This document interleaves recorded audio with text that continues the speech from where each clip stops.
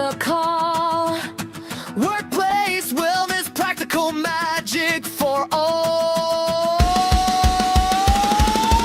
Building stronger teams, brighter paths ahead. A workplace where passion and purpose are fed. Join us, engage, and elevate your game. Wellness that works puts growth in the frame.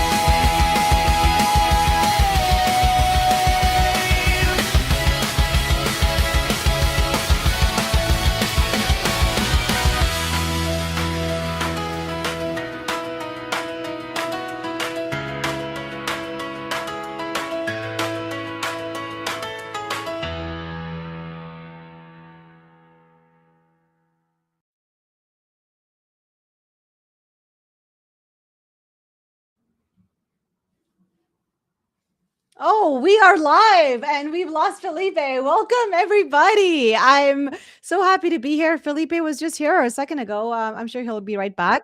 I'm Samana Jetty, and there's Felipe. Hi, everyone. Welcome. I was somehow in the green room, but I couldn't bring myself forward. But welcome, everyone. It is Monday, May 11th, 2026, and it is the Workplace Wellness Hour, episode number 92, you all. And I hope everyone's doing great. But we are excited today because we have a special guest here with us. Woo! And she is going to be sharing some amazing nuggets of wisdom. We are going to allow people up a little bit later on to ask questions. But before we do that, we're going to do some introductions. And so, Smile, let's do some quick introductions. I'll introduce myself first, and then you can go next and then introduce our wonderful guest so we can get right into the topic. But before we do all that, how's your week been? Anything new going on with you, Samana? Oh, I am well, week as well. Weather has been shifting. It's nice to see some green grass. Had a busy kind of a social weekend, so I'm feeling a little tired, but also just so excited to see that everyone's already joined us. This is awesome. How you been, Felipe? I've been doing good. I've been keeping busy. I took my dog to the vet for a checkup, and my family during Mother's Day. Oh, by the way, happy belated Mother's Day to all the wonderful Yes. mothers out there. I don't Yes. want to forget that because mothers are amazing. I talk about my 94-year-old mother a lot. And yesterday they were talking about poor Copper and how Copper looked like he gained too much weight. Oh. They were fat shaming my dog, basically. Oh my goodness. How I know. dare they? I know. And the family was all kind of agreeing. So when I said, well, he's going to the vet tomorrow, I took him to the vet. They said, he's in perfect shape. He should not lose any weight. He is very good at his size for his type of dog. You can feel his ribs. So I was very happy about that. Oh my God. No, Copper always looks great on camera, and I'm sure whoever said that is going to retract their messages now. Exactly. Well, listen, I want to say hello to some of the wonderful people that have joined us already because we have some great people in the room. And do me a favor, you are not going to regret being here, but share the room with your network so they can hear some of the wonderful knowledge that Fada is going to share with everybody here, okay? But Jackie Hallberg, great to see you. Jackie has a show right after ours. Chasing Forehand. Jason, I can't say enough good things about you. If you want to learn about someone who does a lot of great things in the world and does great work with his nonprofit, check him out. I even did a cooking video for his cookbook, which is phenomenal. The cookbook, not the video so much. And then we have Leanna, who's always here to support. It's great to see you. Melanie Richards, my friend, how are you? She is somebody who we suffer similar sports team pain when our sports teams don't do as well as we'd like. And Lauren Sermon is back on LinkedIn. She took a break and she's back full force. It's great to see her. And we have Meryl Cass, who is our amazing supporter and connector, and Leah Garcia, who always does great information about finance out there. So it's always so great to see you all. Thank you for being here. Again, invite your friends, share with your network, and let us know where you're watching from. And with that, I'm going to do a very quick introduction for those of you I have not met, which I think is everyone. I'll make it very brief. I'm Felipe. You've met me before. Thank you for joining us here. I am an HR executive, been for 25 years plus. I'm a career coach and founder of Cafino Consulting for HR audits, recruiting, training. And I'm also very proud to be an international best-selling author because as a parent, I believe in trying to help our kids keep their imagination alive instead of being on devices. And so I officially just finished the second book. It's ready to be published. Yay! I finished the second video to go with the second book to be published. I'm now just working on finishing the coloring book that goes free with the book when you buy it. And you will be seeing very soon Brady and Lucky, the One-Eyed Cat, brought to you by Backyard Adventures. So, Woohoo! but besides that, that is all I'm going to say about myself because I want us to get right to Farah. And it's great to see Stephen Ang and Monira. I hope I pronounced your name right. And Gregory Liverpool. Always wonderful to see you all. All right, Sumana, please introduce yourself. Yes, I'm so happy to be here. Thank you for that introduction, Felipe. I know sometimes we forget to introduce ourselves. Nice to have everybody. My name is Sumana Jetty. I'm coming to you live from Calgary, Alberta. It's always nice to see the bridge, the peace bridge that you added, Felipe, at the end of our video. It's so cute that you did that. So thank you for acknowledging that Calgary is in the video. So really happy to be here with Farah. I'll introduce her in just a minute. I'm a nerd. I'm a scientist. I love workplace wellness. I love research. I love teaching organizational well-being. Jetty Wellness has been in the consulting space for about 5 years now. And we do a lot of B2B work, just translating some of that research into actionable strategies for leaders, for professionals, and most recently also working with students and trying to teach them some sustainable strategies as well to prevent burnout, but also just to have better communication skills and just be ready for the changing workforce dynamics that we're seeing. So that's what I do. I'm so delighted to have Farah here with us. She's not new to this group. We've known each other for a minute now, way back when in Clubhouse days. Farah and I have actually worked in the government of Alberta together in the Ministry of Health. She is an ADHD coach, an executive leadership coach.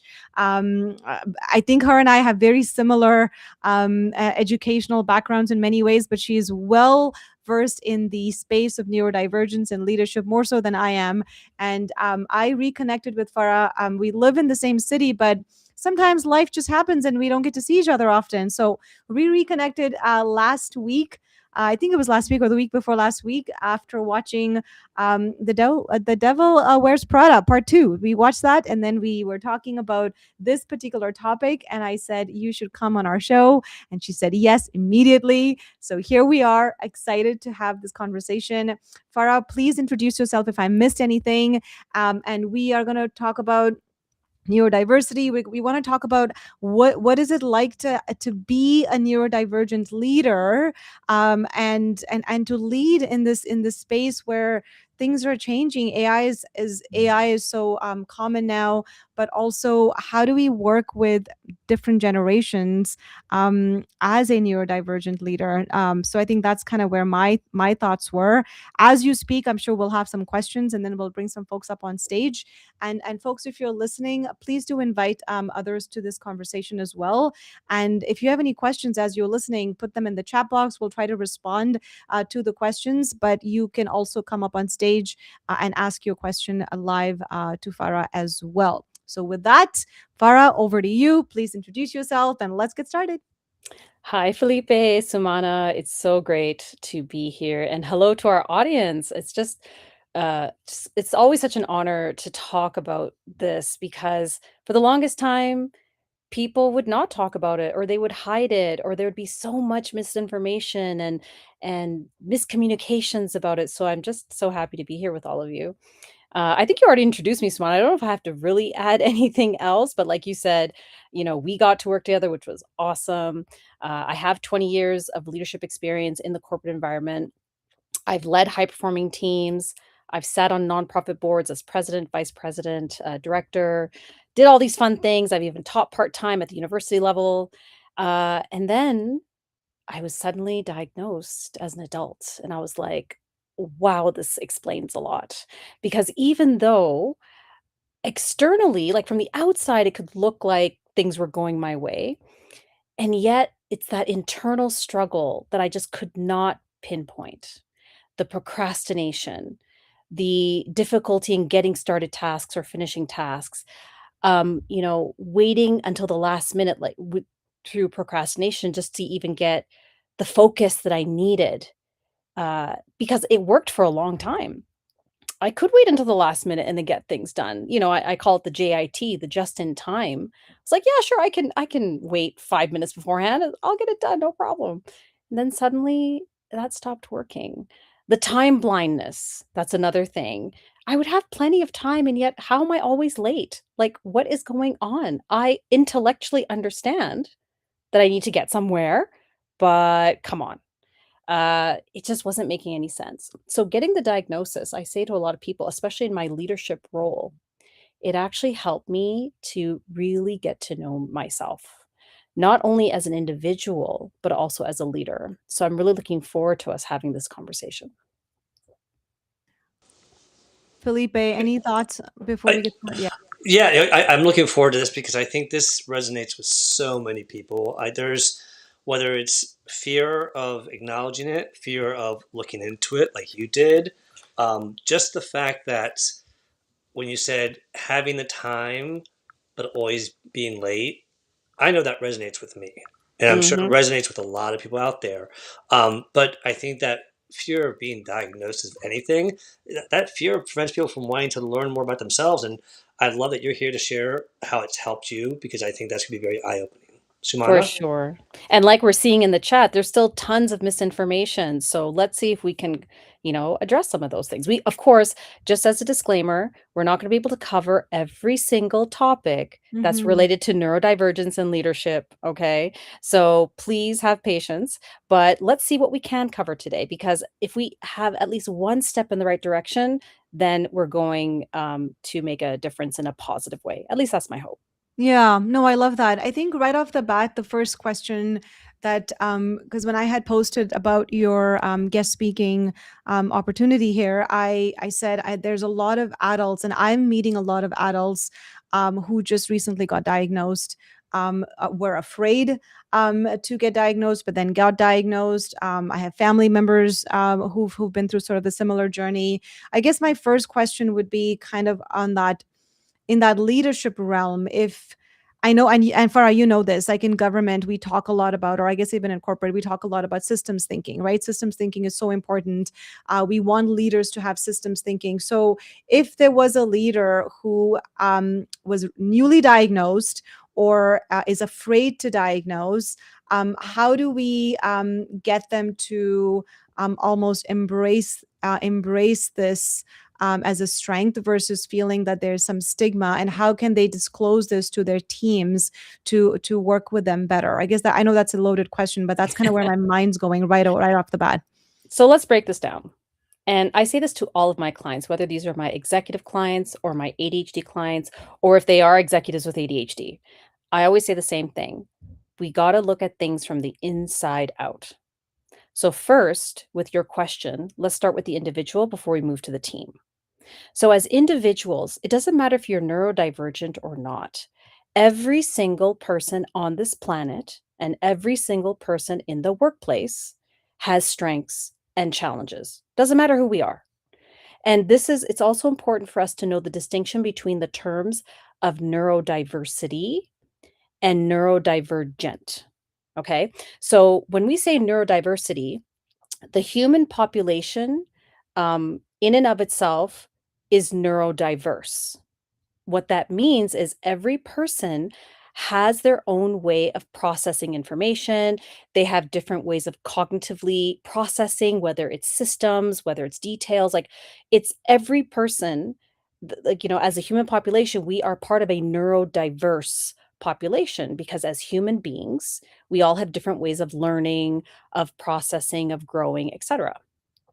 Now, when we say neurodivergent, now we're talking about specific conditions such as autism, ADHD, dyslexia, dyspraxia, dyscalculia, Tourette's. These fall under the umbrella of neurodivergent. So I just wanted to make sure that we had that understanding between the terminology. Okay. So if we're looking at it as an individual, whether you're neurodivergent or not, it is very important for every leader and every person in the workplace to know their strengths and challenges.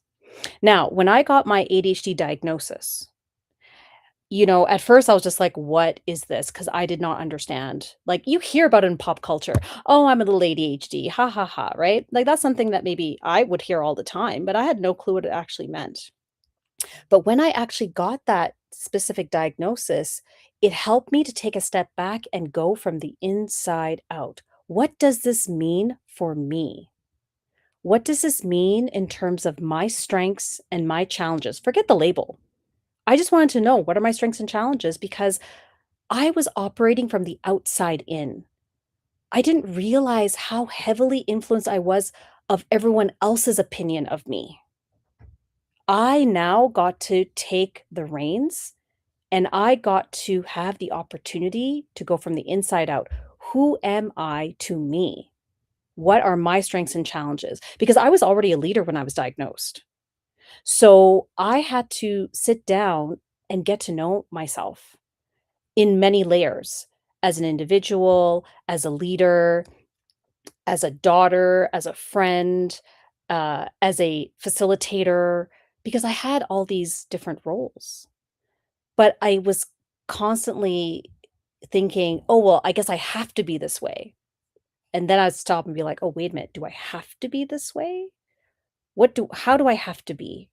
So I had a chance to stop and get to know myself. So I would say to everyone in this audience and anyone who listens to this, how well do you actually know yourself? Forget the labels. And when I say labels, I mean everything. Forget your title in the workplace. Forget the things that you think people say about you or think about you. I want each of you to take this opportunity right now to be an active listener and write down for yourselves, what are your strengths and what are your challenges? And how can you use your strengths to navigate your challenges? So that's something that I would say to every single client of mine. And you'd be amazed how they're like, wow, I've actually never really done that except maybe in a performance conversation. But I would just say what I thought they wanted to hear about my strengths. Because we're always told, when they ask you about your strengths and weaknesses, you know, tell them all your strengths, but don't tell them your weaknesses, because then they won't hire you.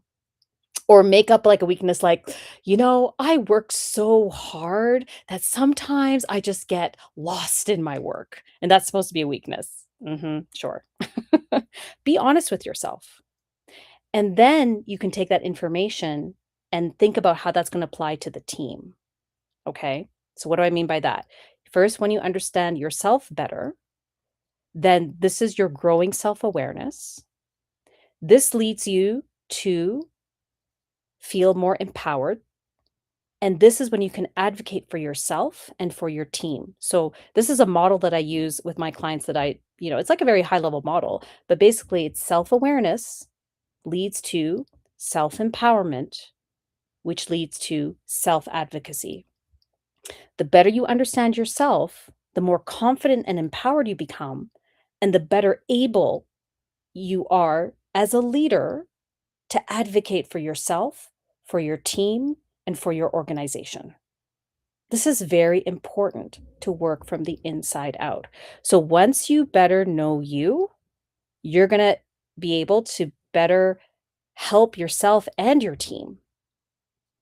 And we can talk about a different model later, but let me just stop there because I want to make sure that I I don't love just keep on going I as know, much I as I love can. that. You've dropped a lot of like really good information, especially that last little bit, among other things. Felipe, do you have any comments before I speak Oh anymore? my gosh, do I have I mean, I wish there was emojis to sit there and I could hit the heart emoji here on Restream because I love what you said. And as someone who was also diagnosed as an adult, but didn't I waited until there was a second reason, and it was one of those things where I have ADHD, but and I didn't realize anxiety was considered under the neurodivergent umbrella. And correct me if I'm wrong, because I was told that by some other people that anxiety does fall under there as well.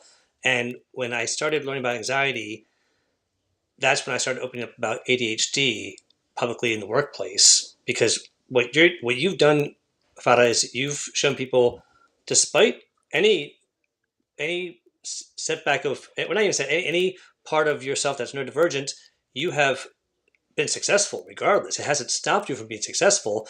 You just looked how you can handle it better and enjoy life better and figure out why you do things the way you do. Because when you're going through it, and the uh, the whole point about what I wrote down a note here. Oh, the fact that we need to remove that stigma, because I think when leaders are being transparent, it's that strength. And it brings me to a question I want to ask, because when you sit there right now and you're saying, write down your 3 strengths and your 3 weaknesses, I wrote down my 3 strengths right away, and I wrote down my 3 weaknesses right away. And my 3 weaknesses were procrastination, impatience, and slowing down. Mm.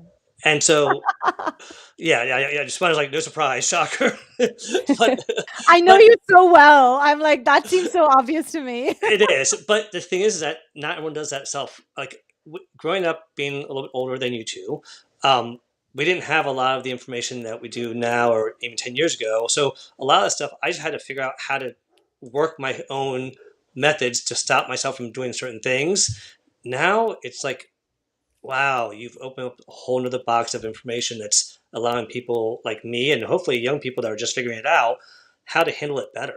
So my question I wanted to bring into was this, because I don't believe that anyone's diagnosis, or whatever you want to call it, is their identity. It's just a part of who they are, but it's not their sole identity. And I don't want anyone to think that that is their sole identity. But what would be something that's a perceived weakness in neurodivergent leaders that's actually a hidden strength? And before you answer that, I want to give you the chance to respond to all the wonderful things she said, because I'm just I could keep on going for like half an hour. No, you know what? I'll yield my mic for now because I know there's a lot to talk about. And the comment section, there's so many comments. I don't know if we can scroll through some of those, but like Farah, what do you want to do? I'll leave it to you to kind of navigate this. Okay, because there's so many things, so many approaches that we can take, but I really want to stick to the topic of neurodivergence leadership and neurodivergent leadership and multi-generational. So let's take this one at a time because my brain can go in so many directions, and I'm seeing the comments too.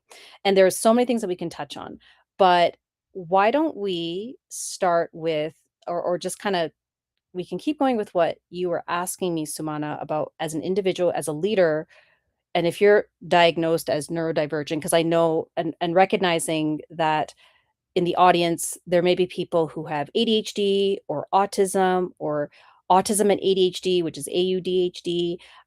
There may be all sorts of different perspectives here. So everyone, please understand that I'm speaking from my lived experience, and I am also a trained ADHD coach.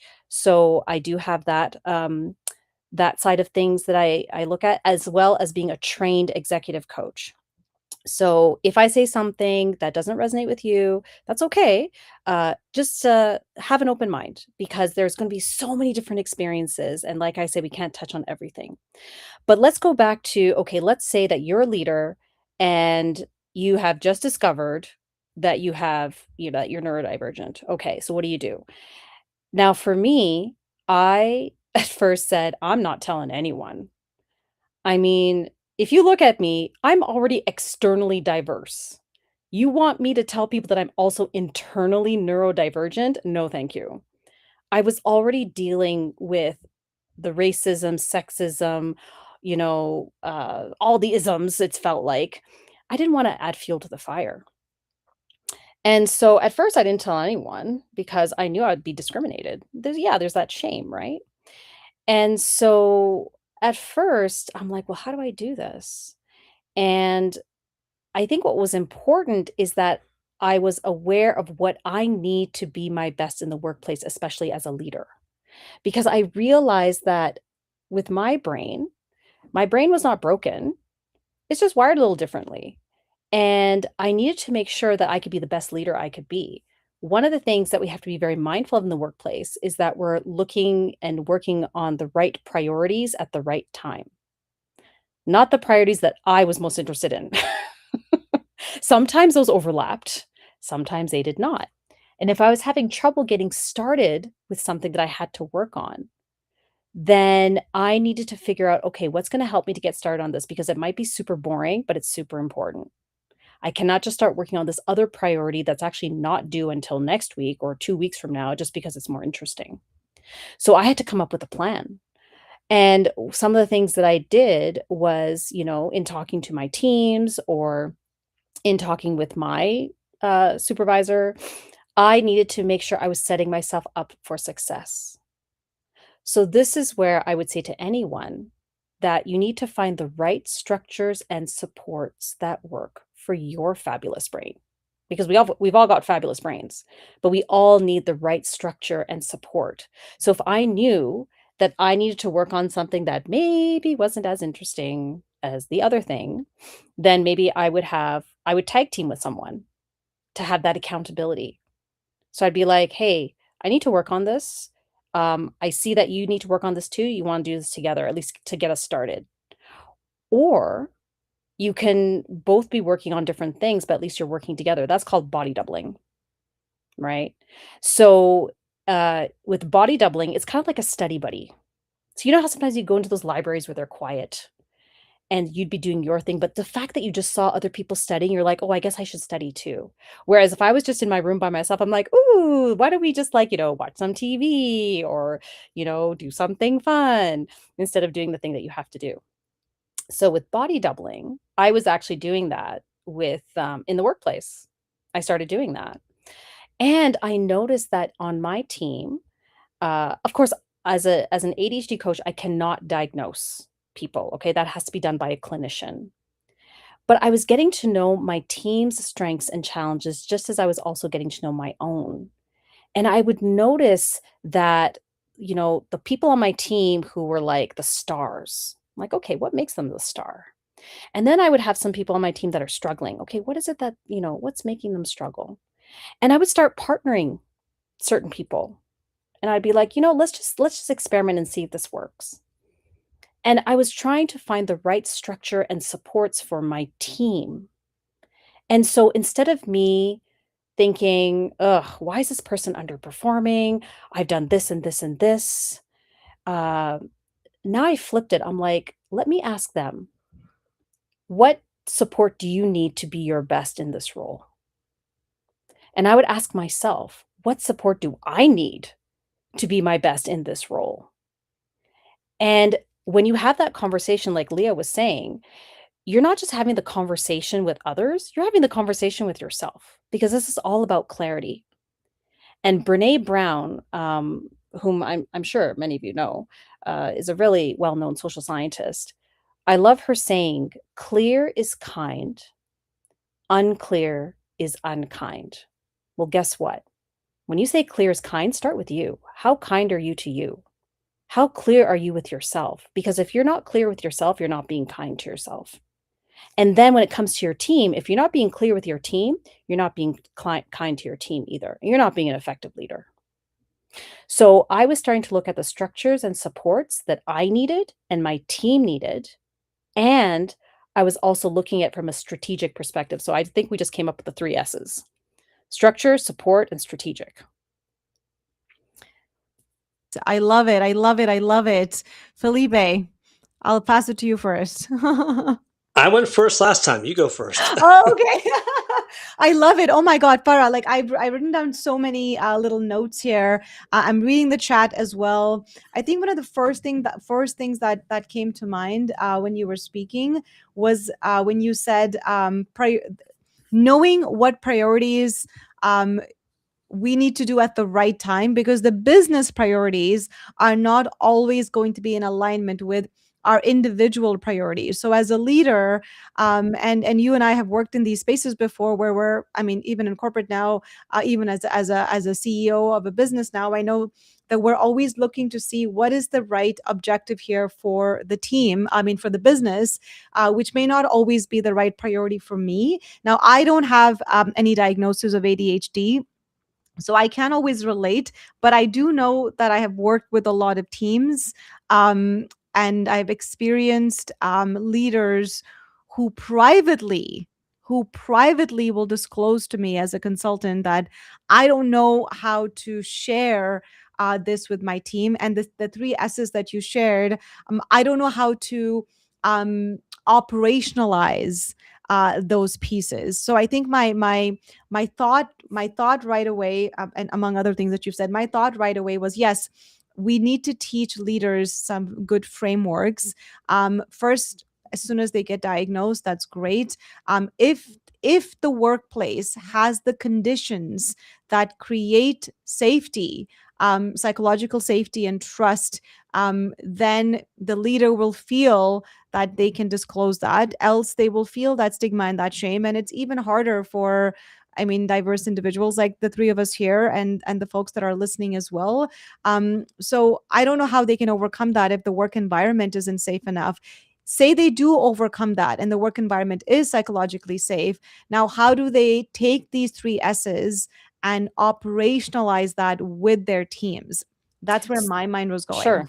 So this is actually in the interests of the organization to do this. Like, I could not imagine an organization not wanting to do this. Now, let me explain what I mean by this.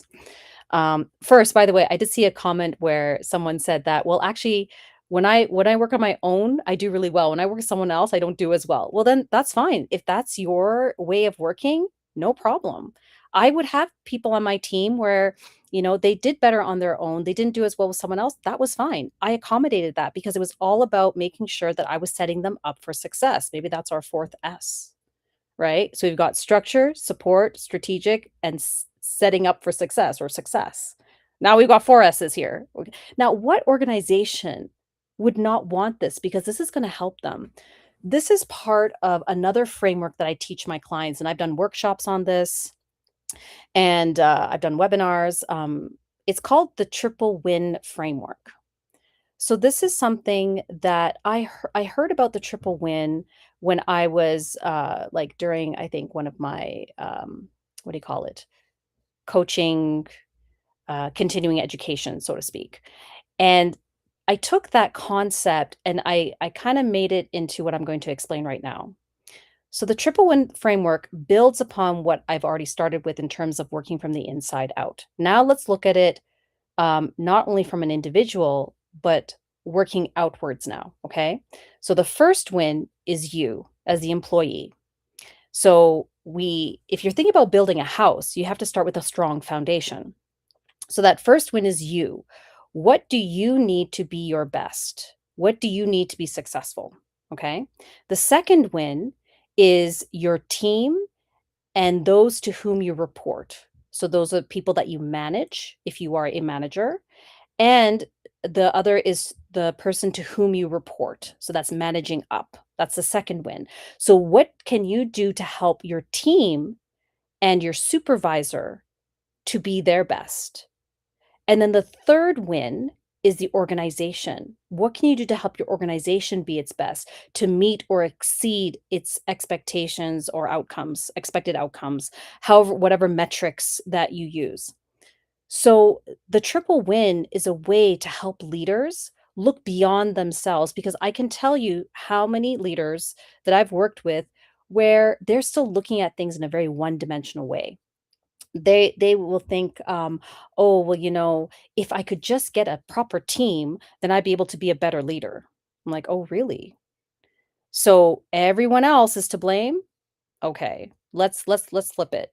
What? Because I tell them, your team is not my client. You're my client. I don't know them. I'm getting to know you. So tell me, what do you need to do to be your best? And work from there. And then what does your team need? What does your manager need? What does your organization need? That's very important, right? So when you use the triple win, then this is what helps organizations also better understand, especially when you've got HR there and you've got professional development programs and you've got all these things that may seem to be there to always help the employee. But we have to remember that an organization has hired you in order to meet or exceed its expected outcomes. So, yes, they will have things there to support employees on one hand, but on the other hand, they are responsible for the success of the organization. So we cannot look at things in a one-dimensional way. You need to be able to use something like the triple win, and as we're like on the go, we're talking about the four S's, structure, support, strategy, and success.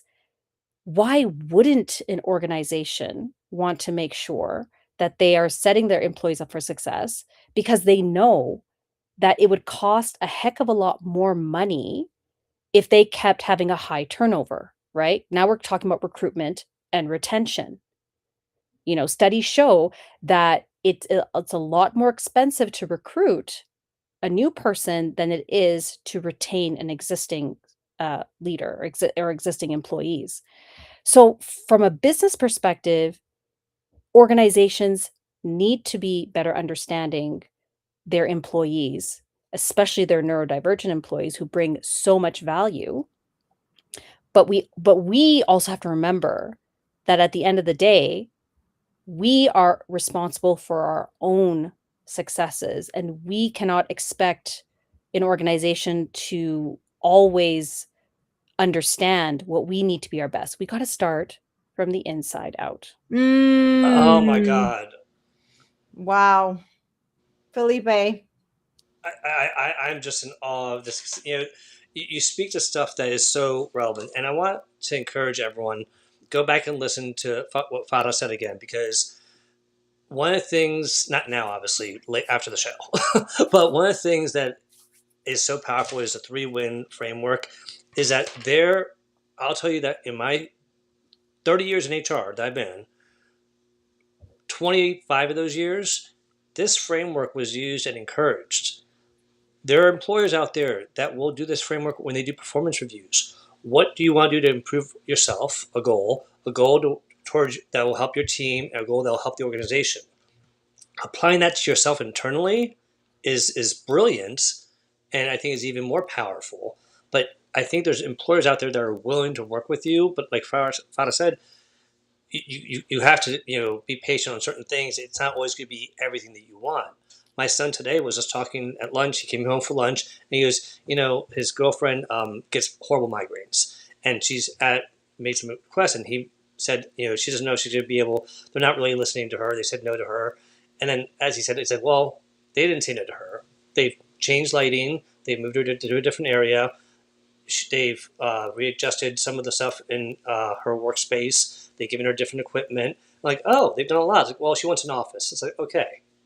Well, and I told her that's not realistic right now in your role. And I think that's what brings me to my point here is there's leaders that probably need to be more transparent about this to remove the stigma and show people that it's okay to you shouldn't be afraid to share this stuff if you need help, like accommodations. But you may not always get what you need right there and then.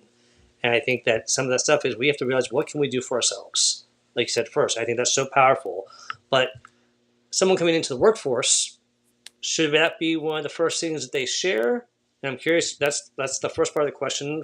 Fada, is it something? Are we in a world right now where that is realistic, or should wait and see how that culture is first? And then my second part of that question is, this might be your fifth S, I don't know, but it's either strength or superpower. Is I know what how I can use my ADHD as a superpower, as a strength. It's taken me a long, long time to figure that out, but I know how to use it now. And I think there's a lot of people out there that don't realize that you can do things that other people can't do because of this. Mm-hmm. And so I'll leave it at that. Okay. So, a few things. There's more and more studies that show, and again, this is something that is part of self-awareness and self-empowerment, and this can also help with self-advocacy. There are more and more studies showing the value of teams that have a combination of neurodivergent and what is known as neurotypical, because these are the teams that are innovative, because you've got a great combo. There's a study, I believe it's the Harvard Business Review. I'll see if I can find the link and then I can share it, and then maybe Samana and Felipe, we can share it later on. But it's studies that are showing that, okay, we've got people who work in different ways, and it's something that should be embraced. Fine, that's great. we still need to remember that the organization who hires us, they need to see our value. Like, and I'm just talking about everybody here. I'm not talking about just like people who are neurodivergent. But when you show your value, when you can show them what you can do, then the organization tends to be more willing to accommodate. Now, when you're starting from the beginning where you're just trying to get hired, now that's tricky for anybody. I have lots of clients who are neurotypical and neurodivergent. And when you're looking for a job, it's tough out there. I get it. And, you don't always know what the culture may be. A lot of organizations are now wanting referrals. So they're like, hey, who do you know in our organization? And then if you want to be interviewed by us, then okay, who's referring you? And I think one of the reasons why some organizations may do that, maybe not all, but some do that is maybe they want to see, are you getting to know us? Are you getting to know our people, our culture before you even get invited for an interview? Because again, starting from the inside out, first you need to understand what kind of culture do you want and need, right? Where would you thrive, not just survive? And again, I completely understand that sometimes, or for many of us, we get a job to be able to survive, aka paying the bills, being able to have a certain lifestyle. I get that. I understand that. But remember, they don't care about your reason. They just want to know, do you have the skill set that we need? Are you going to add value? Um, you know, are there good reasons for us to hire you? And if you can show that, yes, you would be a good fit, perhaps, or, if you do ask for accommodations, that is something that they can do because you're going to be able to thrive in that, great. And I think that was something that hit me hard when I got my diagnosis is, okay, am I in the right environment? Am I am I actually bringing my best self? Am I surviving or am I thriving? And I realized how when I used to think, why did that other person get promoted over me? I have excellent credentials. I have just as much or even better experience and education. Why are they getting promoted over me? The only difference was that these other folks did a great job of advocating for themselves. And there I was sitting there thinking, well, if they just see me working hard, then that should be enough, right?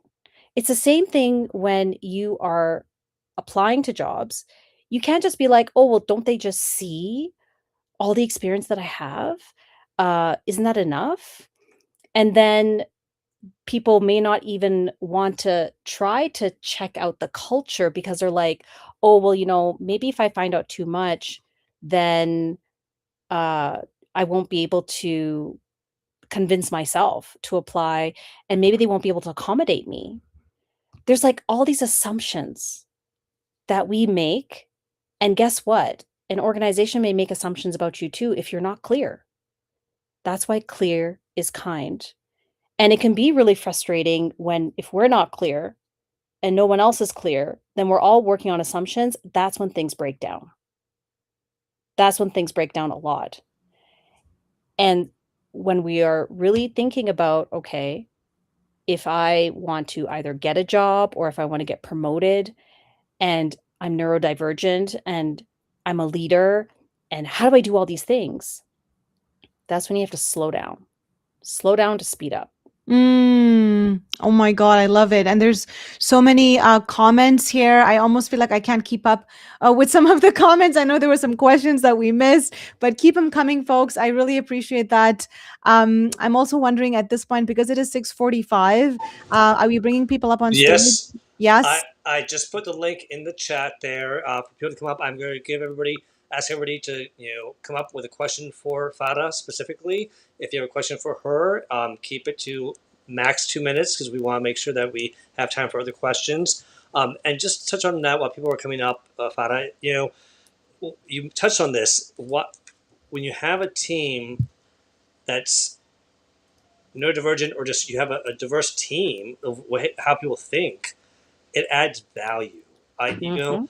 I always, if I had a boss that told me if I had everyone that felt like me, I would fire all of you because I already have me. I'm like, okay. And so, but also, I've hired a lot of people in my career that have been neurodivergent. That in the initial interview stage, people were a little turned off, and I said, "Do they have the skills to do the job?" "Oh, they're the most qualified." I said, "There you go. There's your answer then." And Mm. they might do things a little bit differently, but boy, once they started seeing the value, it started building the culture up of saying, "Oh, we need more people that think differently because we never would have thought things the way they did."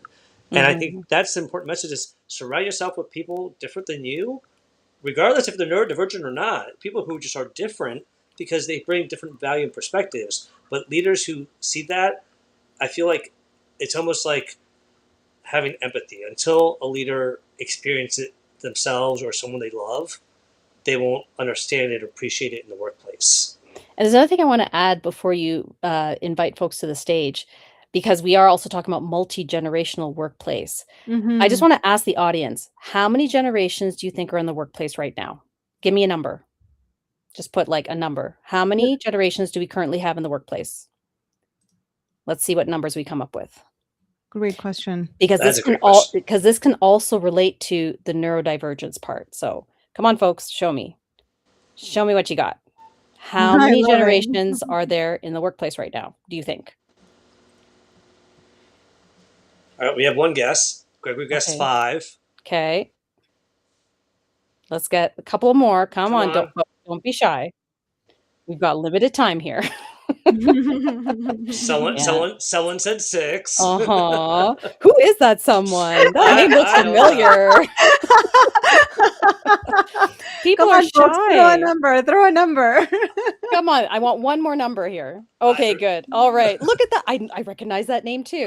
The correct answer is 6. We've got 6 generations in the Oh, workplace, and let me name them. We've got Generation Alpha, Yep. Gen Z. We've got the millennials, also known as Gen Y. We've got Gen X. We've got baby boomers. We've got the silent generation. And Yes. guess what? Today I heard of a 103-year-old physician. So that's generation number 7, which is known as, I believe, the GI generation. Let me just see. I think what is it called? They are called the greatest generation, also known as the GI generation. There's someone who's working at 103 years old. Okay. okay. Wow. Hold on. N- I'll give you 103, but I want to challenge Alpha. Alpha. no, I've not hired an Alpha yet. Alpha. here's the thing. Generation Alpha was born between 2010 to Mhm. 2024, 2025. So if someone's born in 2010, they may be doing part-time work, Yeah. right? You got like Or 16-year-olds, interns. And, 15, and, Yeah. 16. and that 2010 is overlapping with Gen Z a little bit. I So feel Gen like. Z, there's a bit of an overlap because Gen Z is Okay. 1997 to 2012. All Yes. right. So these are approximations. And I, then millennials are 1981 to 1996. Gen Mhm. X is 1965 to 1980. Baby boomers 1960, or sorry, it's 1946 to 1964. And the silent generation is 1928 to 1945. Okay. Now, the reason why I bring this up, not just because it's in our title, but because there are people who are getting diagnosed at different ages. I got diagnosed as an adult. There are some who are diagnosed as kids. There's a lot of people getting diagnosed as seniors, so baby boomers. And the thing is, with a lot of these generation things, now again, this is a very high level, so please do not quote me on this. But if you look at each generation, they all have a different way of viewing the workplace. Okay. So, for example, Generation Alpha, if we take the youngest one, they're the first entirely digital generation, right? Because iPhones came out when? I think 2006, 2007, Mhm. and social media, they're the first one. If you look at Gen Zs, they prioritize mental health, they prioritize work-life balance, authenticity, etc. If you look at millennials, they value flexibility, meaningful feedback, career growth. The Gen Xers, they are like in more senior roles, they're seen as like also valuing work-life balance, but they may not have had that opportunity because the workplace was different when they were there. The baby boomers, they look at strong loyalty. They're the ones who stayed with like one organization for life. So depending on when someone also is getting diagnosed as neurodivergent, you have to also take into account that when you have a team that's multi-generational, they may have different views of not just the workplace, but also their neurodivergence. So someone who's a senior, who's a baby boomer, who has now gotten diagnosed because now their child or their grandchild got diagnosed and they're like, "Hey, wait a minute, that sounds like me." They may have a different viewpoint versus, maybe someone who's a Gen Z and who have, certain ideas about the workplace, and the way they view their neurodivergence may be different. They may see it as like, not a big deal. Like they may say, "Oh, it's no big deal," but they may think, "Well, this actually aligns with many of the values that I have about the workplace." So, it's going to be a different strategy there. So that's just something I wanted to bring up. No, and I think it's very important because that it is a different strategy, and I think that's one of the things that at least for me, I feel like it's made me more curious about others. Mhm. So I don't think that I know what they're going through until I ask, and I think that's an important thing as any leader is be curious as to why someone's doing something or behaving a certain way. Don't assume. I think that's a very dangerous slope to go down. Yeah. All right, we have a bunch of people in the green room here ready to come in and ask you questions, Sarah. So I'm going to bring them Okay. in one at a time. Sure. First one we have is Gregory Liverpool. So Gregory, welcome to the stage. Quick. Oh, where'd he go? Let me bring him back again. Let's see. There he is. Gregory. All right. So what is your question for Farah? You have 2 minutes. Over to you.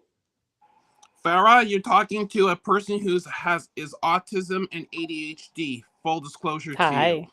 Hi, Gregory. From Winnipeg, Manitoba, Canada, home of the Bombers, Nice. CFL season. For the Woohoo. W. My question is, how can, and I put it in the chat, I don't know if you saw it, yes or no, but how can recruiters and talent acquisition people get people like me in front of hiring decision makers to basically to calm down the stigmatization waters of neurodiversity, because people like us do not penetrate traditional recruiting style systems, and we need to be recruited in a different type of way, shape, or form, because we are non-traditional talent of that nature. Hence, that's why Mhm.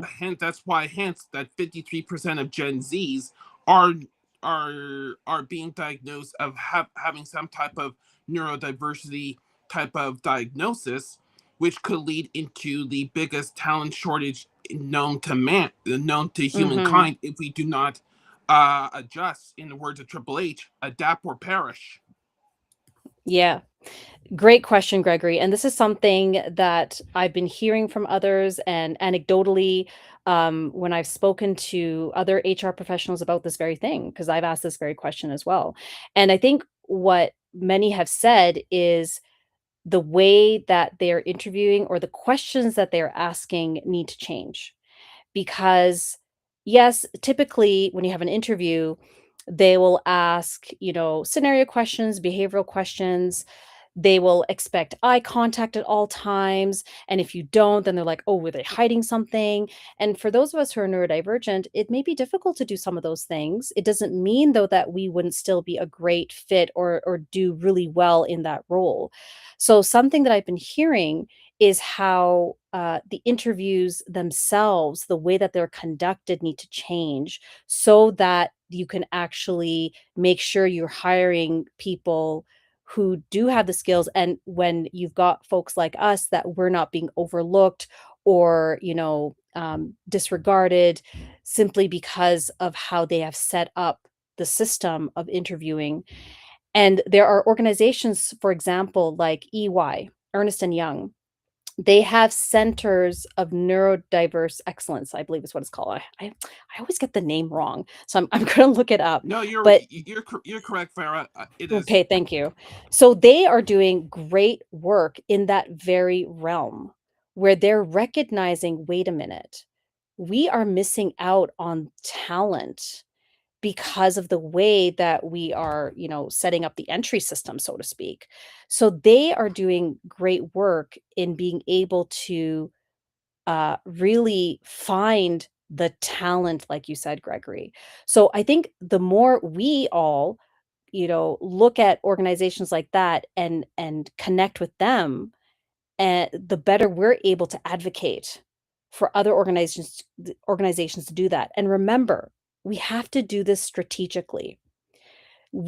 Organizations want to do well. They want to make money or whatever their purpose is, because there's also nonprofits too. When we can strategically show them, hey, by the way, when you do this, you're missing out on these kinds of people, and this is how it's impacting your organization's opportunity to grow. Do you want to miss out on that? Then they start paying attention. Instead, if we say that, well, you should be hiring us, they're like, oh, that's nice. Because we're not really giving them a real reason. They're like, sounds like a lot of work. But when you give them the strategic ways to do it, then you've got their attention. So I know it's probably not the perfect answer, Gregory, but that is No, what that's a I've been perfect hearing. answer. Seriously, Farha, and I hope that you connect with me because I sent you a connect request. Absolutely. So yeah, I would love to connect with anyone. So please, folks, please connect with Sumana and Felipe and myself if you haven't already. I'd love to be connected. Thank All you. right. Well, thank you, Gregory. I'm going to put you back in the green room. Be careful. ciao. Don't trip. See you then. Bye. And I'm bringing up Joe Perez up next. Joe, thank you for joining us. Great to see you here. Please, what is your question for Farah? Over to you. Well, I came in late for one. Hey, Farah. Hi, Joe.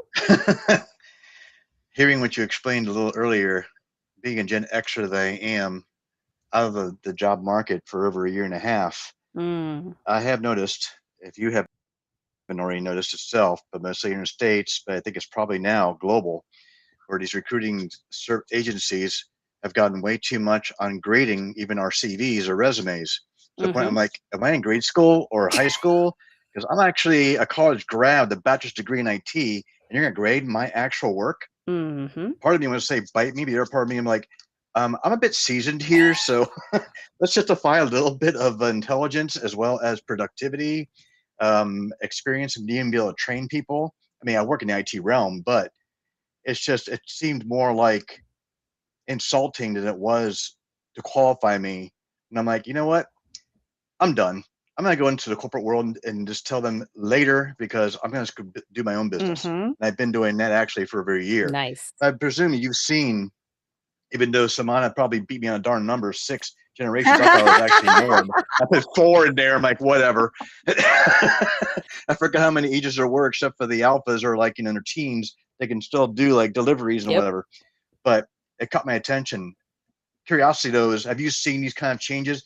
And has it improved it? It's not like making us feel as if we're idiots being graded on our own like resumes, that we have to always cater to a specific job, which to me is like insulting, wasting time. And I'm like, really? Yeah, I'm out. I hear you on that, Joe, because I felt that way too. I'm like, excuse me, I'm an Ivy League graduate. I have 20 years of leadership experience. I've taught at the university level. I've done, lectures and webinars. Like I did a webinar for the Institute of Coaching Harvard. So the IOC is affiliated with Harvard Medical School. I've done all these things, and you want to grade me? Like seriously? But then I realized something. Because now I was doing it from the outside in. I was thinking, oh, it's all these people who are thinking of me this way, blah, and I can't control that. So then I had to think to myself, how can I take control of the narrative? And of course, you said, sure, let's go into business. And that's what I did. I mean, I have my own coaching consulting firm now, which it's been quite the learning, but hey, I'm my own boss. And We're going to hook up. We're going to connect. We're going to connect. Yeah, we're going to connect. But I mean, definitely I network more, but it's still, because the ATS, and there's another one that I forgot the name of it, their acronym, and I think AI is getting involved more, which you've probably seen as well. Yeah. AI, I'm like, okay, that's not going to be, what's the word I'm looking for here? Objective. It's going to be more like a teacher that is not, that is actually, I guess, biased or non-biased, whichever is a proper term.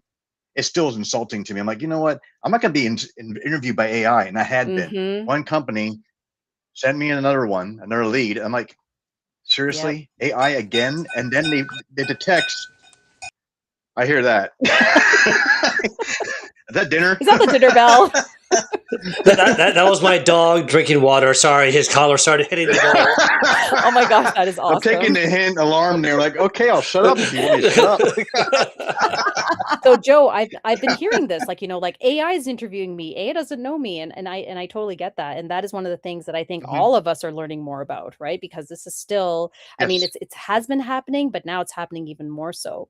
But what I would still say is that Mm. this is our opportunity to again think about how can we be strategic?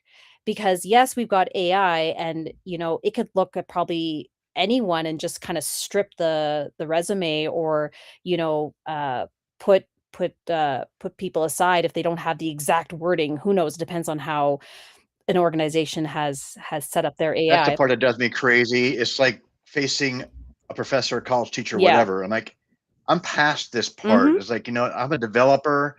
I can actually teach somebody else, instruct them.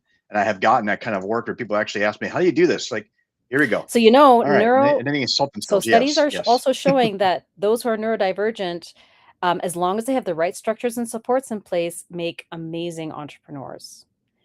I've been anecdotally hearing from a lot of neurodivergent folks, especially when you've got the experience, right? Like I have 20 years in corporate. I was able to leverage that in order to now have my own coaching and consulting firm.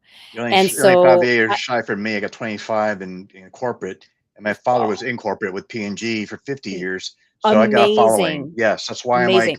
like, I moved on like you did because I was like, it's no longer serving me. I see it. Exactly. But here's the other thing to remember. We still have to be strategic. So whatever anyone decides, whether you want to stay in an organization or you want to branch on your own, Mhm. you're always going to have to know um, how to be clear with yourself. Clear is kind, Agreed. unclear is unkind. If Agreed. you want to get into a certain organization, you got to network. So yes, there's going to be AI and stuff, but I'm telling you, I'm still hearing from so many of my clients that I've been helping where when I'm, really telling them, what have you done? What have you done to really go beyond AI, to network, to actually get the ear of someone? A lot of times they'll tell me, do I still have to do that? I'm like, oh, you better believe you have to do that. Yeah. People are hiding behind AI and a little bit too much. Yeah. I agree. And, I and agree. it's definitely not. So, Joe, thank you so much for your Thank you, question. man. We This is have, great. We're Thank all you, gonna hook Joe. up. You and I are hooked up, Felipe. But yeah, Samana and we Farah, actually, definitely. Thank you. all right, we put you in the Awesome. green room. Don't trip as I put you in there. And we have one more person here. Okay. We actually have a recruiter, Sajith Ooh. Kumar, one of our regular friends here.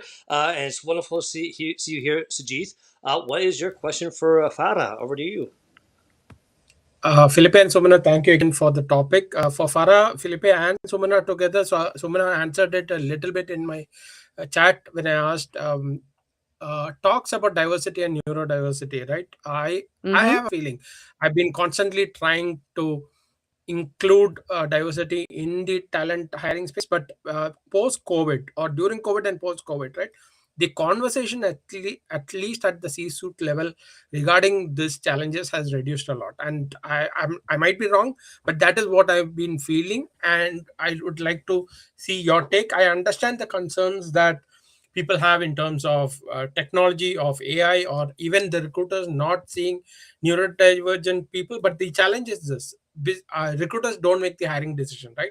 They present the Mm-hmm. candidate in front of the hiring managers, and hiring managers make those decisions. Recruiters cannot influence or do not influence the decision making process. Now what I've done previously is ensure that every fourth candidate is a diversity candidate. So that is something that can be done, where as a recruiter I can ensure that the talent pool has enough of neurodivergent or divergent diversity candidates. But again, the challenge is how many people, what is the scope of my awareness of that talent pool, right? So there are a lot of things in play, but the question is this, simple question is this: has the discussion reduced? And Philippe and Sumana, thank you for bringing this up. So then what would be your main question? I just want to make sure that I answer your main question. No, Like my how to main question is post-COVID. No, post-COVID, has the discussion on diversity and neurodivergent people reduced in the workforce, in the Okay. business? Has it reduced in the workplace? That's your question. Okay. Uh, great question. Now, again, it's going to depend on each organization. And the other thing we have to remember is that, especially when we use terms like diversity, DEI, diversity, equity, inclusion, these terms have also been used in different ways. There's the political side of it, there's the cultural side of it. So some people, when they see the term DEI, they're like, oh, you can't use that word anymore, or you can't use that acronym anymore. And then for others, they're like, well, it's always been part of our vernacular. It's not something you can just easily remove. So the first thing I would ask is, when we talk about diversity, what does that mean to the organization? And what does that mean in terms of how they see it as part of their hiring process, their culture? Like, are there organizations where they must show that they are hiring people, with certain educational backgrounds, with certain skill sets, because diversity can be used in all sorts of ways. Now, when we're talking about neurodivergent, now, there are some companies or organizations that are still very reluctant to even use that term, because they don't want to step on any minds. They don't want to be seen as potentially discriminating. And so some are reluctant, but then there are those who are like, no, no, let's just talk about this. What does this mean for us?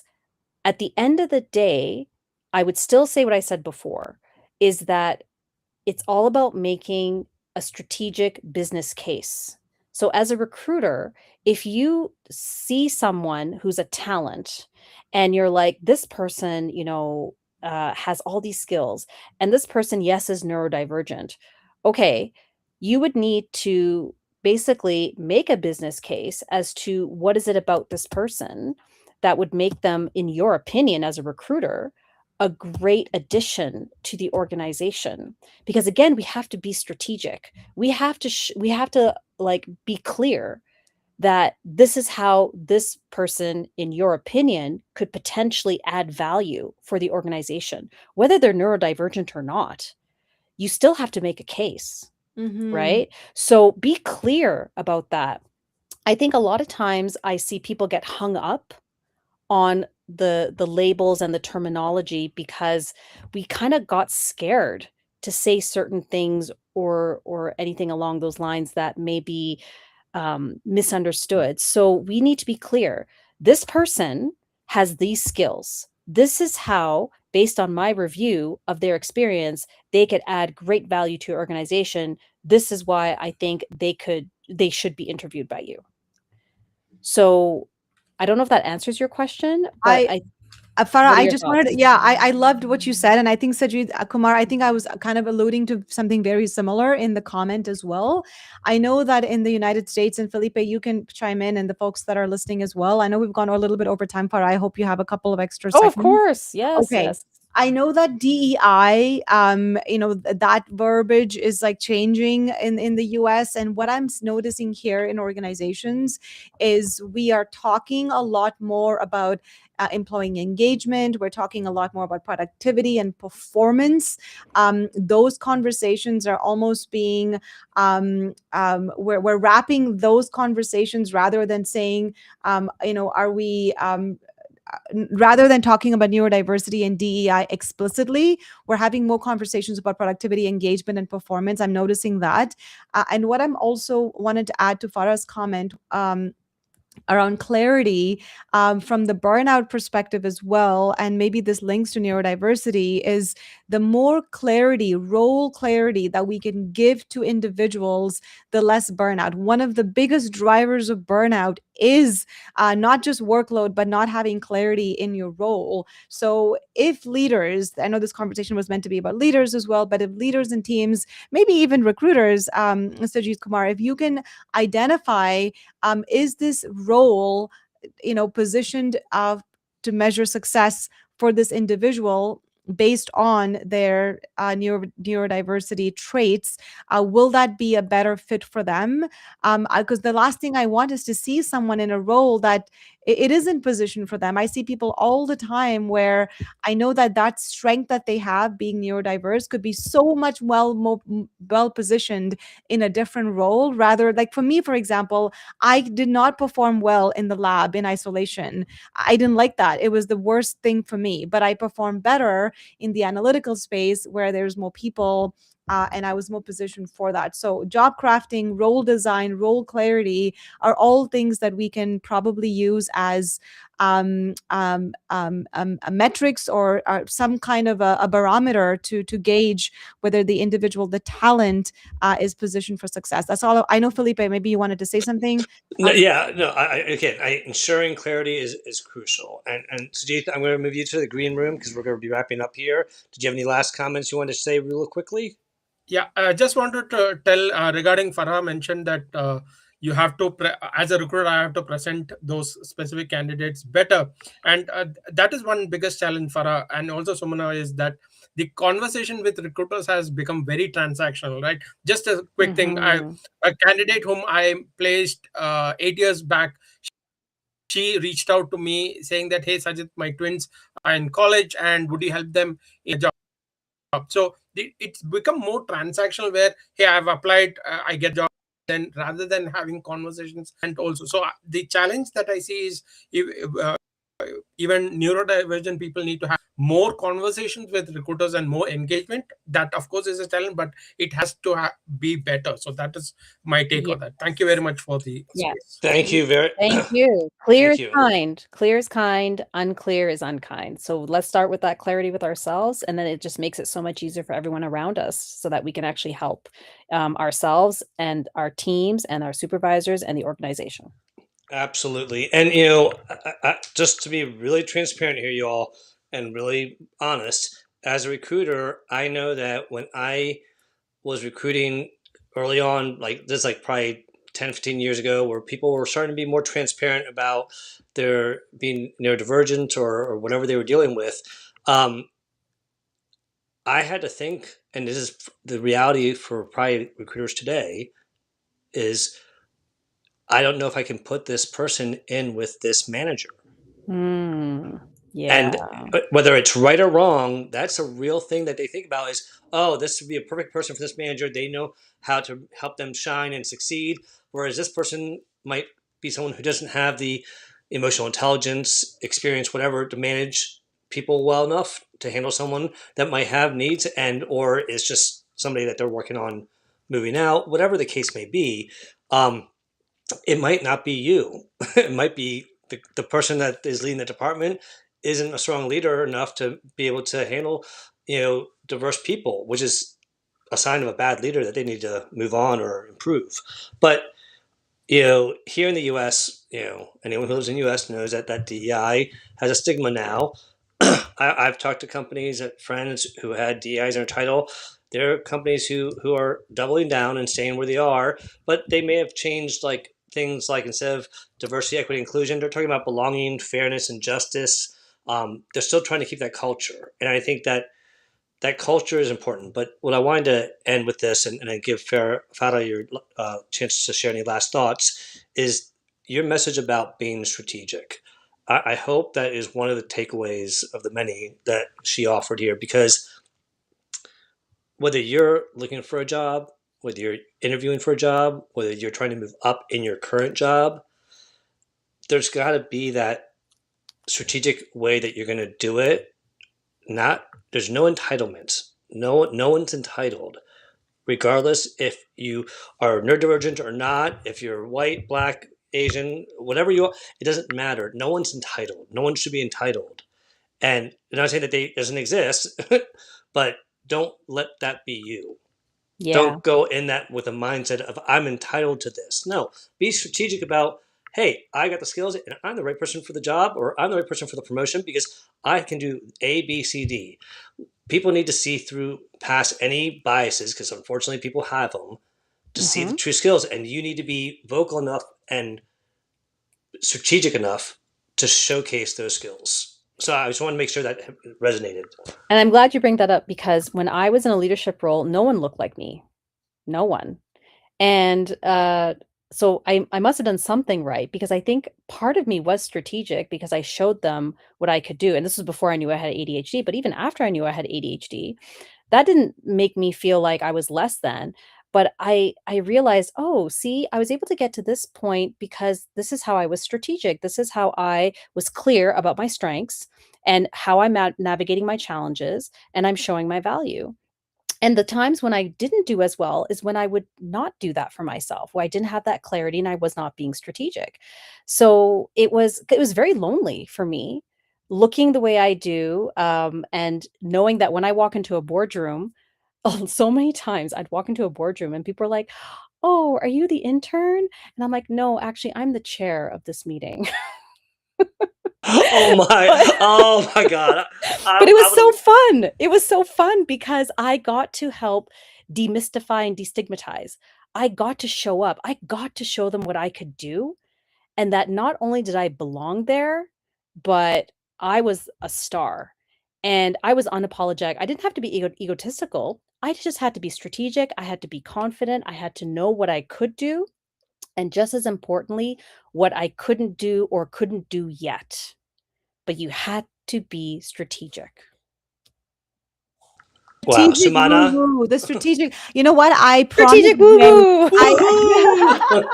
I promised Jay that we would get to his question. Oh And yes, let me bring it up. if you can just quickly just talk about this very briefly, Farah, and then that'll be the end of this conversation. Sure. Thank you so much, folks. I All think right. the question was, if you want to bring it up, Yeah, if yeah, you yeah. I'm can gonna bring it find up it. right here. Give me one. Where'd it go? It was about organizations being open-minded, and how do we get them to make workplaces more accessible, and have appropriate accommodations. I think that was the question. Let's see if we can find that and put that up on the screen. And in the meantime, folks who are listening, thank you so much. You have been extremely engaging, lots of important questions, and lots of incredible comments that I know we'll get to later on. That's Jay's comment. Farah, over to you. Okay.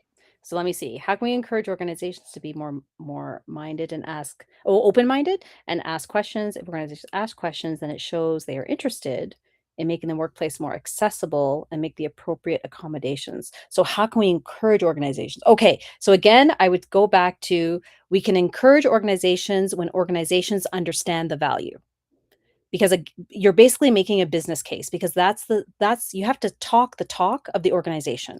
Because when you talk about things as an employee, you're wanting things probably for yourself, and again, that's fine. It's just that the organization is going to be more accommodating when they understand how it's a win-win. Or as I said earlier, the triple win framework. How is it a triple win? How does it help you? How does it help your team and your supervisor? And how does it help your organization? So organizations like EY, like Ernst and Young, they created centers of neurodivergent excellence because they saw the value. They're like, oh, not only are we going to see how we can accommodate, quote unquote, accommodate neurodivergent folks, we're going to do a center of excellence because we see the value. So if you really want to encourage organizations, help them to help you. Help them to understand why this is good for them.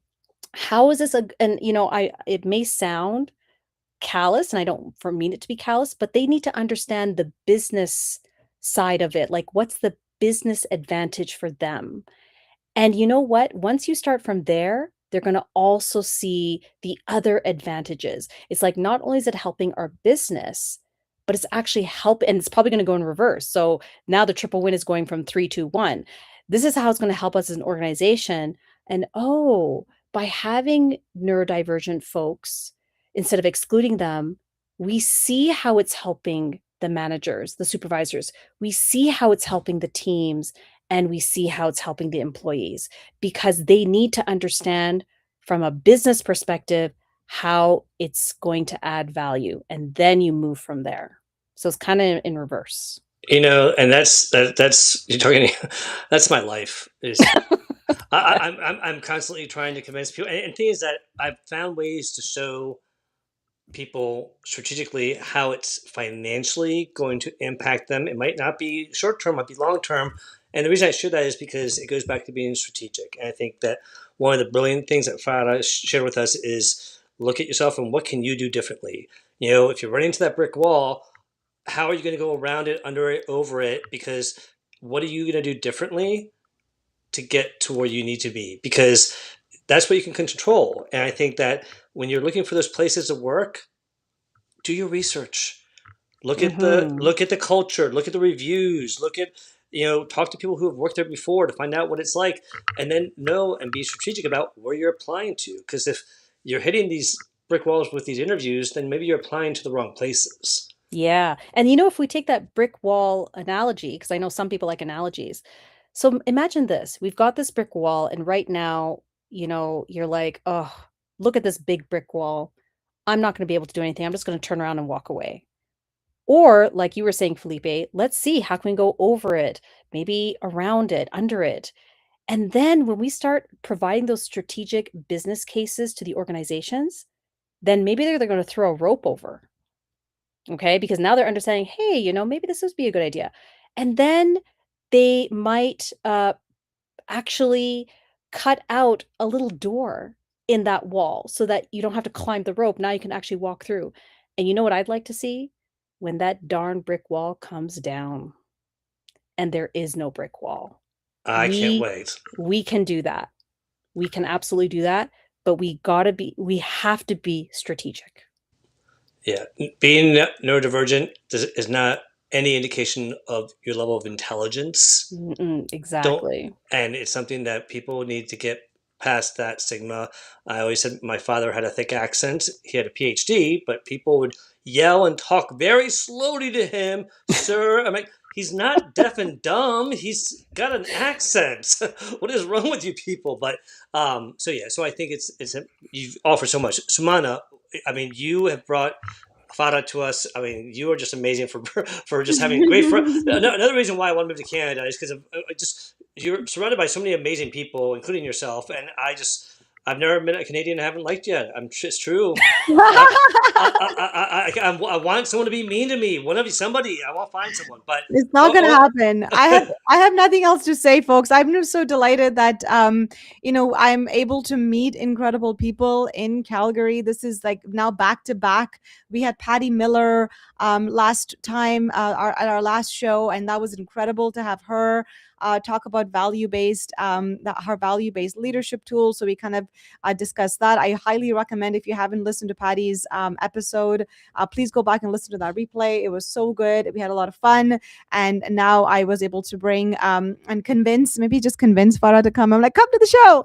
And she said yes. So I'm just really grateful that there's so much talent and that you trust us. I think I'm always amazed that speakers that I meet, Felipe, that you meet, are spending the hour, a little over an hour with us, and I know that your time is so valuable. So I'm just really grateful, Farah, that you decided to come and teach us, and we learned a lot from you. And the comments have been amazing. There's some more questions on my page that we need to probably get to.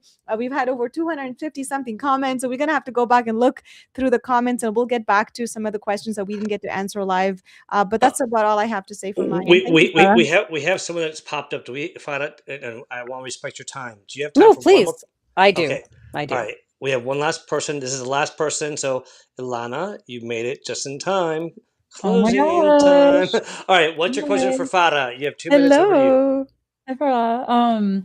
Yeah. So my question is, how do we not get burned out? Like truly, like working impact work when we are neurodivergent, and we literally.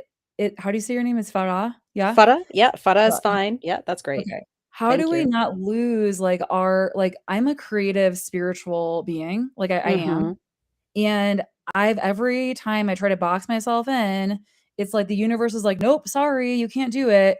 And so it becomes like this like tug of war almost, like this like right, like way of like, okay, I want to make the impact in the world and like I'm doing it, but so many organizations are losing out on the impact that I am making individually and like collectively. And like, I just think that there needs to be more conversation and focus around organizations for them to not focus on so much about like the boxes and more about the gifts. Yes. The great question, because before I was diagnosed, boy, was I having to deal with burnout all the time because it's managing that energy. It's, sometimes I can hyper focus and other times I'm just struggling to like do one thing. There were days where I was doing 17 things and then another day where I could barely do one. And something that I've recommended to my clients is when you are looking at things that affect you when it comes to burnout, or if you're close to burnout, I always say reflection is one of our most powerful tools. Reflection is one of our most powerful tools. So think back on instances where you had good energy, where you were feeling like things were going smoothly, or that you were, even when things were crazy, that you were able to manage it really well. I want you to really think through and even write down for yourself, if you'd like, if that's how you like to process information. How were you set up to do that? What made it easier for you to manage that? What structures and supports were in place? So maybe it's those 5 S's. Maybe you had a certain structure in place, support in place, where there's some certain strategies that you were using. What were those things that helped you to be your best? And then also think about when you were burning out, when things were like really hard, what was happening there? What wasn't in place, or what was it that contributed to you losing energy, or finding things more difficult? Because when we reflect on that, that's where you find all those hidden gems of information, because it's all about you and how you best work. And then a formula that you can use for productivity without burning out. And I'm a certified trainer with the Productive Muslim Company as well. And this is a formula that they use for productivity. So productivity is equal to time times energy times focus. So what this means is, when you're looking, especially if you're looking at your calendar, don't just time block yourself in any old time slot and just be like, oh, look, I filled my calendar, that means I'm productive. No, not necessarily. When you're looking at your time, you have to think, what is my energy and focus like at this time of day? Is this a mentally complex thing that is better for me to do in the morning, in the afternoon, or in the evening? And if you have things that don't need that much mental capacity, or like mental complexity, then when do you have less energy, then do those tasks at that time when you don't need that much energy. Because as someone who's neurodivergent, I would focus on the things that interested me, but I was doing it at times a day when I should be focusing on more complex things. And then I was leaving all the boring things that were more mentally complex at times when I didn't have as much energy. So I was burning out because I was trying to do those things at those times that were not best for me, where I didn't have the energy or focus. Does that help? Yeah, we definitely need to connect. I'm gonna message you. Oh, for sure. Ilana, it's so nice to see you. I know we haven't connected in a minute, but I'm so glad you came up on stage. Hi. Same. Yeah, just happenstance, right? And Felipe, thank you so much for bringing me up. Of course. Well, I'm going to put you back in the green room, so be Okay. careful. Don't trip. Thank you. And all right. So, Samana, any final thoughts before we get No, I'm just really delighted for Farah. Thank you again for your time. I know we went over time. I have nothing else to say. I'll be live on Wednesday for my monthly reskill 15-minute micro learning session based on our newest blog, which was posted last Wednesday on 3 conditions for employee engagement. So I'm going to be doing a LinkedIn Live on Wednesday, on the second Wednesday of every month. So that's traditional. So if you want to pop in for that, that'll be on Wednesday between 5:30 and 6 o'clock Mountain Time. So 7:30 p.m. Eastern Time. So you'll see that tomorrow. So please pop in. It's meant to be a quick kind of learning experience. So it'll just be an audio session with some visuals for you to learn. That's about it for me. Thank you. And check out her sessions; they are awesome, and they're short, amazing sessions filled with so much information that's so helpful. So, Farah, where else can people find you besides LinkedIn? And anything else you have coming up you want to share? No, for now, LinkedIn is the best way to get a hold of me. So feel free to reach out. And it's been such a pleasure being here with the two of you, the fab co-hosts, and with the audience. Thank you for all of your great questions. I know we couldn't get to all of them, but for those who came on stage and putting things in the comments, it's been such a pleasure. Thank you for having me. Well, thank you. It's been such a pleasure. I don't think I've ever enjoyed going past the hour more than I have with you. It really has been amazing. And thank you everyone that joined us on stage, in the audience. You all just really asked some great questions, and you're the reasons why we keep on doing this. And thank you to Samana for being such an amazing co-host and having such amazing friends. And as far as for me, this is a quick reminder, this is streaming live on LinkedIn, YouTube, and on Substack. So feel free to use those links if they're more convenient than finding it here on LinkedIn. And as far as what I have coming up, I just have next Saturday, Social Saturday Chat with the crew at 12 noon every Saturday. So if you want to network, it's a great place to network. And then on that following Sunday, I have Careers, Chaos, and Coaching with Melissa Houston. So join me for that. Outside of that, we will see you in 2 weeks. And as always, as I like to remind people, because I remind myself of this, be confident in the experience you have and what you know, because no one can take that away from you. Be curious about what you don't know and go learn it, because you have access to a lot of information. Be grateful for what you have, because you have more than most. Be compassionate to yourself, and be tenacious as hell, because you got this. Have a great day, everyone. Take care. Thank you, Samana. Thank you, Fada. Bye. Bye, everyone. Bye-bye.